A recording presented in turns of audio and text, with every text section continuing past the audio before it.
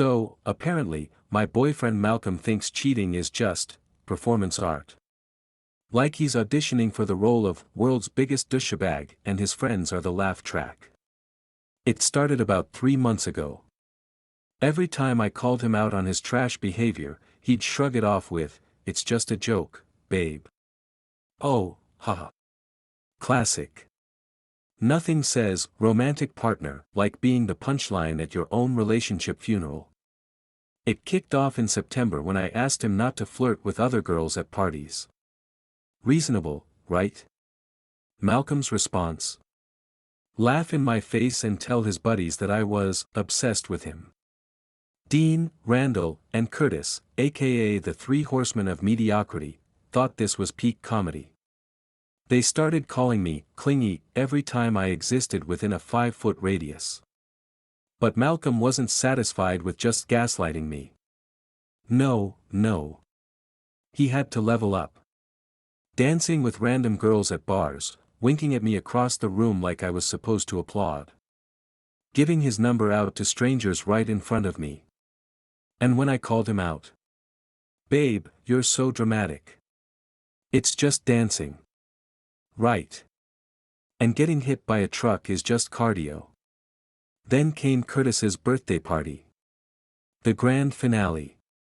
Sabrina, Malcolm's ex, showed up in a tight red dress that screamed, "I'm here for chaos." She'd been messaging Malcolm for weeks, but of course, he swore they were just friends. Sure, Jan. I watched her trail her fingers up his arm like she was auditioning for a shampoo commercial, while Malcolm kept smirking at me like this was all some twisted sitcom. His sidekicks Dean and Randall were lurking with their phones out, ready to film the train wreck. The whole party was packed, everyone watching. By 11 p.m., Malcolm was drunk enough to confuse relationship with WWE SmackDown. He grabbed Sabrina, kissed her full on, hands gripping her hips like she was a winning lottery ticket. And then, because apparently humiliation is a group project, Dean and Randall started chanting, "She deserved it. She deserved it," while filming me. People laughed. People stared. And Malcolm? He pulled away, smirked at me, and yelled across the room, "Just a joke, babe." Like my self-esteem was part of open mic night.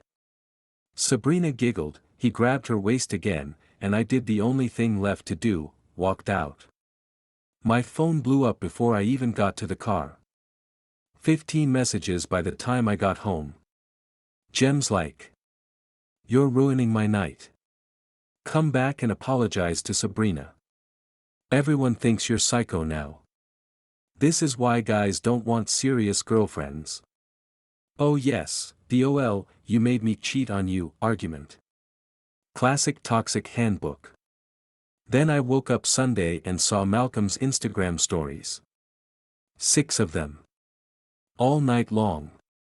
Him grinding on random girls, doing shots, captions like, "This is what happens when you try to control me. Freedom feels so good RN." And the finale? A drunk shirtless Malcolm with 3 different girls. Caption, "Single life hits different." Tagged all his idiot friends. At 3 a.m., he showed up pounding on my apartment door, reeking of beer, cigarettes, and, apparently, every Victoria's Secret body spray known to man. His shirt was stained, hair sticking up like he lost a fight with a ceiling fan. He slurred, "Every guy cheats eventually. At least I did it to your face. That makes me honest." Yes. Nothing screams honesty like tongue-kissing your ex while your buddies film me having a breakdown. I told him to leave. He laughed. "You'll forgive me by Tuesday. Remember Christmas when I made out with your sister's friend? You got over that real quick." Then he stumbled back to his car and drove home drunk. Monday afternoon, Dean slid into my DMs to bless me with wisdom, "You're too uptight. Malcolm was teaching you a lesson about trust." Oh yes. Because when I think trust exercises, I think of being publicly humiliated at a frat party. Then Curtis's girlfriend, Celeste, sent me 23 screenshots from their group chat. Malcolm bragging, she'll crawl back like they always do once you show them who's boss. Randall spamming laughing emojis. Dean calling it a reality check. Curtis chiming in with savage move, bro. And the cherry on top. Malcolm posting a shirtless selfie captioned, single life treating me well. And that's when it hit me. Malcolm doesn't see me as a girlfriend. He sees me as a prop.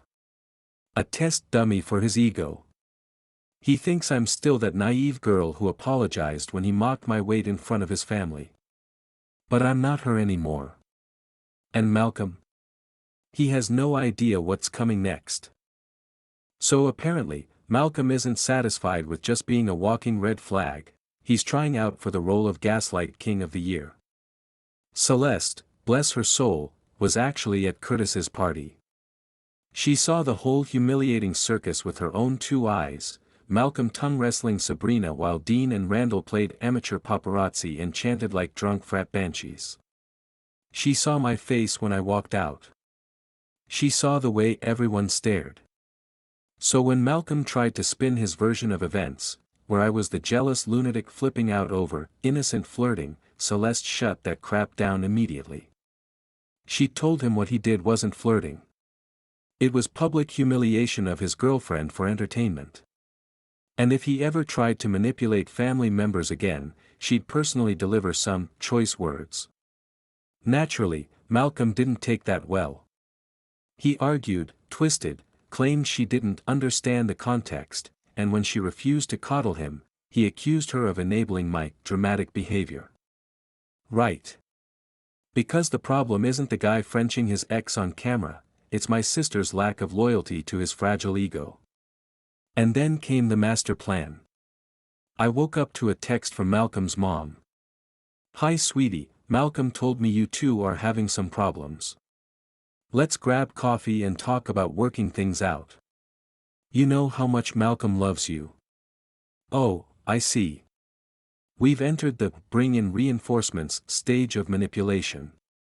The man thinks if he calls in his mom, my sister, and probably half our mutual friends, the peer pressure will wear me down and I'll go back to being his little doormat.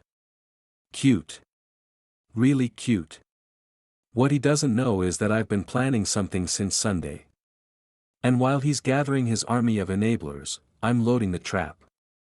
Tuesday's going to be fun. Second update. I am shaking with rage right now, but also kind of impressed. Malcolm's manipulation game has layers. Too bad they're all rotten onions. So remember Malcolm's mom inviting me for coffee? That was just phase 1. Phase 2 kicked off Saturday morning while I was living my best life in Target's home goods aisle. My phone rang. It was my mom. She sounded worried. Malcolm's mother had just called her to express concern about my mental health crisis. According to Malcolm's story, I had a jealousy-fueled breakdown at the party, freaked out over innocent socializing, and now I'm cruelly punishing him with silence. In his rewrite, the kiss with Sabrina was a friendly hug, his friends were just laughing at my tantrum, and his Instagram, single life, posts were just him blowing off steam. My mom was furious. She called Malcolm's mom back, put it on speaker, and let her have it. She laid out the receipts, the deliberate kiss, the chanting, the humiliation, the group chat screenshots. Malcolm's mom went quiet for a long second and then hit me with, well, that's not the story Malcolm told us. Maybe there are two sides. And that's when my mom snapped. If your son thinks public humiliation is how you treat someone you love, then maybe you failed as a parent. Defending him kissing another woman in front of me proves exactly what kind of man you raised. Click. Call over. And just when I thought it couldn't get more unhinged, Sunday, Malcolm shows up at my parents' house. My dad's working in the garage when in strolls Romeo, all respectful and earnest. He tells my dad I've been spiraling with jealousy and control issues for months, and the party was me finally snapping. He says he loves me, wants counseling, wants to work through my insecurities, and asks my dad to convince me to give him another chance. And my dad, not knowing the full truth yet, actually listened. Then he called me, confused, because Malcolm seemed genuine. So I drove over, sat my parents down, and unloaded the full story: months of gaslighting, the ex-kiss, the group chat where he bragged about putting me in my place. My dad's face went from confusion to murder mode in 0.5 seconds. My mom handed him Celeste's screenshots. By the end, my dad was fuming. And then my dad called Malcolm. On speaker. Malcolm answered all chipper, probably expecting backup. My dad asked him about the group chat messages. Malcolm stuttered and said, "It's just guy talk, doesn't mean anything." My dad asked about the kiss. Malcolm said, "It was just a friendly kiss, blown out of proportion." But then my dad asked the million-dollar question: "Why did you lie to us when you came to our house?" And Malcolm? He panicked. Claimed he was just protecting my reputation by not telling my parents how irrationally jealous I'd been. My dad didn't buy it. He told Malcolm flat out that manipulating parents to pressure their daughter is not protecting her, it's cowardly, manipulative bullsh*t. Malcolm tried to argue, but my dad went full Liam Neeson on him. Real men don't humiliate their girlfriends. Real men don't lie to their families. You're a coward who can't face consequences. And then he told Malcolm never to contact us again, and hung up. You'd think that would end it, right? Wrong. At 2 a.m., my phone started lighting up with texts. 31 of them, stream of consciousness style. Starts with, "Your parents hate me now thanks to your lies." Then, "You're destroying everything we had over one mistake." Then, "I can't eat, can't sleep." By 4 a.m., it got darker, "You've made me look like a monster. 2 years wasted because you won't forgive." And at 6 a.m. the finale, "I'm not giving up on us, no matter what you do." Oh but wait, Wednesday night, it escalated.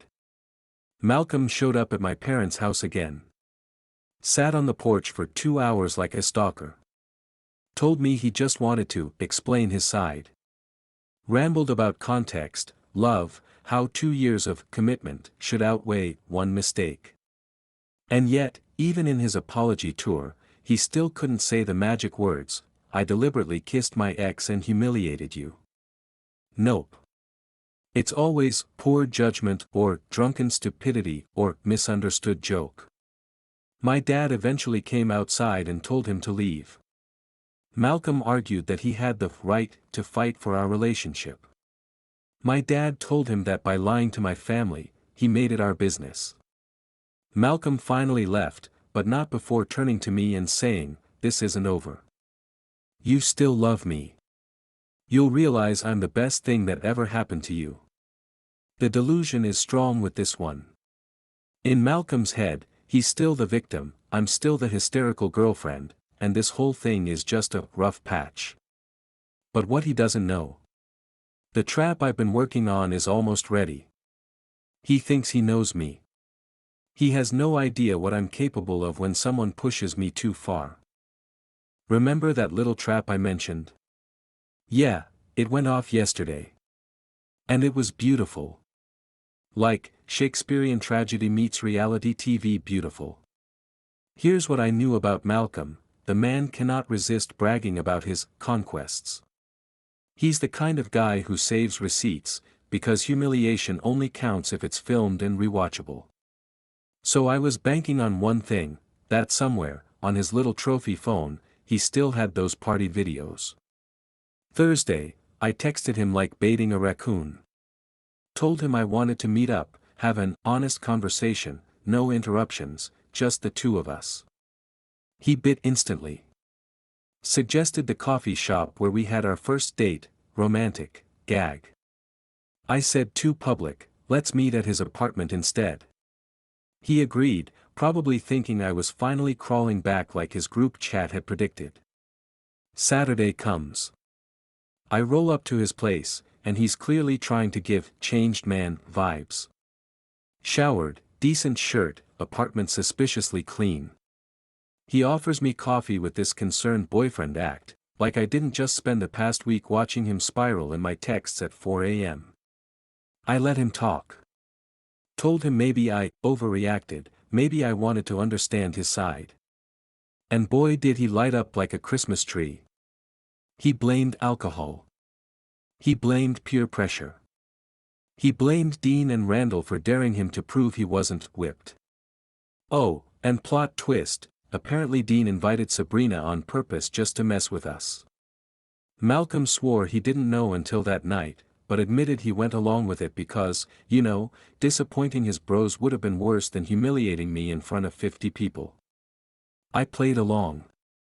Asked him follow-ups. Nodded sympathetically. Let him dig his grave deeper with every excuse. Then I asked the golden question, do you still have the videos? My friends keep asking, and I want to explain it accurately. He hesitated, but like the idiot he is, he cracked. Pulled out his phone and opened a gallery full of at least 15 clips. Guys. It was worse than I even remembered. Him grinding on random women while I stood there like background scenery. His friends chanting, "Test her limits," while he groped Sabrina. Him whispering in Sabrina's ear while locking eyes with me. And the crown jewel, the kiss. Passionate. Aggressive. His buddies chanting, "She deserved it," like it was some frat initiation. But the one that broke me? After I left. Him pressed against Sabrina, hands up her dress, making out like he'd forgotten my name, while Randall filmed and said, "Post this SHT, she needs to see what she's missing." Asterisk. And Malcolm, sitting next to me, had the audacity to mutter, "It looks worse on camera than it felt in person." That's when I pulled out my phone and showed him I'd been recording the entire conversation. Every single word. His confession about Dean's plan. His excuses. His minimization. His own videos playing in the background. Malcolm's face went white like he'd just seen God. He sputtered about consent, but joke's on him, we live in a one-party state. Totally legal. Totally delicious. And then I dropped the hammer. I opened a group chat with both our parents, attached the kiss video, the wall makeout video, and clips of his confession. And I hit send. Cue absolute meltdown. He lunged for my phone, begging, crying, bargaining like a hostage negotiator. My parents will never forgive me. Yeah, buddy, that's the point. Responses came in fast. My mom, "I'm so sorry you went through this, sweetheart. We're on our way." My dad, "That piece of SHT is dead to us." Asterisk. Malcolm's mom, "Malcolm. Come home. Now." Malcolm's dad, "I'm disgusted. You are not the son we raised." Malcolm looked like he'd been hit by a truck. Started screaming about how I was ruining his life over one mistake and threatening to tell everyone I'm a psycho manipulator. I laughed in his face. Told him everyone already knows exactly who we are now, and the videos speak louder than his crocodile tears. I walked out, told him if he ever contacted me or my family again, I'd file harassment charges. Slammed the door on his meltdown soundtrack. And the drive home? Best drive of my life. Windows down, music blasting, feeling like an absolute goddess who just nuked a man's entire empire with his own ammo. When I got home, my parents were waiting, hugs and apologies all around. My mom even called Malcolm's mom afterward, who apparently is now mortified and promising to have a serious talk with him about respecting women. Bit late for that chat, but sure, January. The cherry on top. Celeste sent me screenshots from Curtis's group chat. Word got out. Dean and Randall know the videos leaked. Malcolm's social media. Radio silence. No posts. No stories. Just digital crickets. And here's the best part, I didn't have to do anything illegal or even that shady. I didn't catfish. Didn't hack. Didn't stalk. I just let Malcolm be Malcolm, and he destroyed himself. To anyone out there saying, maybe forgive, maybe work it out, nah. Some people don't deserve forgiveness. Some people deserve consequences. Malcolm tried to put me in my place. Well, congratulations, Malcolm. My place is miles above yours.